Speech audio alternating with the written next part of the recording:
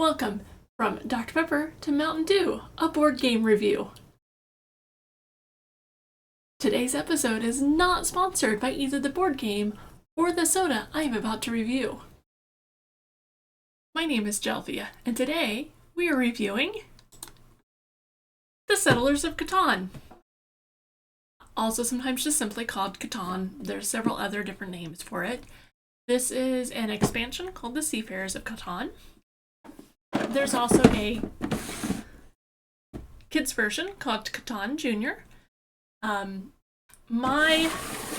These two copies are published by Mayfair. Is not sponsored. I have bought these games. These two I bought a long time ago, because they still have the old name on them.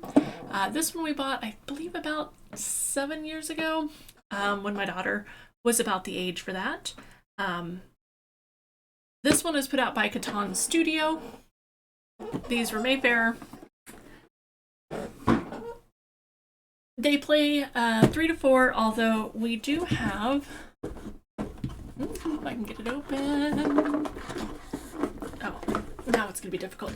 I do have the 5 to 6 player expansion. And then I also do have the Great River expansion, which I believe was just a little, like... It literally came shrink wrapped on a piece of cardboard like this. It's your kind of standard, does a great job kind of introducing a lot of new mechanics for players that might be new to the board gaming or who are just starting to branch out of your, like Parker Brother, Hasbro, like your, Monopoly and Connect 4 and Sorry and like those kind of games. It does have a little bit of Take That, kind of like Sorry. It has hexagonal words, modular boards. There's dice chunking, which is always a fun thing. It is route building. There's it is a bit of a race to the victory point condition. You have your kind of standard wood, at least my copy is your kind of standard wood meeples. It has a nice little kind of cheat sheet, although I think there's only 3 of them, so you kind of have to share. We printed out a cheat sheet paper to help set it up and things like that. We have also 3D printed a version of this, which is heavy and in our game room, so I'm not going to worry about showing it off, although my husband is super proud of it. But it does have all the kind of hallmarks of your kind of, hey, family members, have you tried playing something heavier than Monopoly? So it's really great. We don't get it out too often. My daughter really did like the Catan Junior when she was younger. These are your kind of 12 and up. Although I think my daughter was playing it at about 8.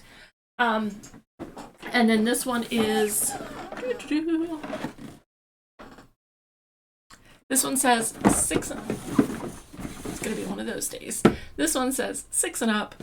And that was about the age that my daughter was playing it. We also have gotten to play...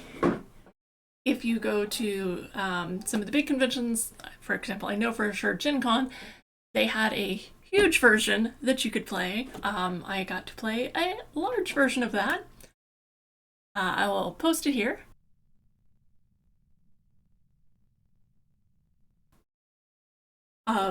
Which was tons of fun. The group that I was with apparently managed to play the longest that they have ever seen because the game would not end. Nobody was rolling what we needed. So there is a little bit of luck in this because you do have to move your little, when you roll the die, you get that resource or resources depending on what settlements or cities that you have. And then you can always trade either with the bank, which is the kind of corner pieces, or you can trade with the other players, which is where very famous saying of cheap for wood, comes from. There is like I said, a take that mechanic where you, if you roll a 7, you take the blocking token and then move it to a particular spot, which that will no longer produce until a 7 is rolled again, or until someone plays a card that allows you to move it. And then you also get to steal a card from one of the other players. So it is one of those where it is, like I said, a little bit of take that and stuff like that.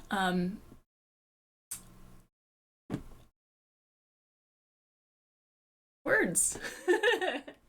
So that is the kind of quick overview of the game. This one has some extra things where you have islands and then you have little ships that you use to connect, so not just roads, but also ships to connect your stuff. So I don't rate things in a 1 to 5 or 1 to 10 if I can help it. Because just because I don't like the game, or it's not really hitting what I'm looking for, doesn't mean it's not a good game for you. So I am instead going to rate things in sodas. And then I'm going to explain why I picked that particular soda to go with that particular game. So I, today, have decided to rate Catan a Pepsi. I did grow up drinking Pepsis as a child. But at some point I decided I liked Dr. Pepper more. So Dr. Pepper is in fact my favorite soda. Mountain Dew? Not so much. Pepsi? Kind of middle of the line. I grew up drinking it as a child. And every once in a while I get a hankering to try it again. Kind of like I do with Settlers of Catan. It's like every once in a while I'm like, oh, I should pull that game off the shelf and play it. And then when I am, I'm just left wanting more. It's just never quite what I am looking for. So, I'm often left the same way when I drink a Pepsi. It just doesn't quite hit it. But that doesn't mean it's not right for you. There are tons of people that love Pepsis. There are tons of people that love Catan. They're just not for me.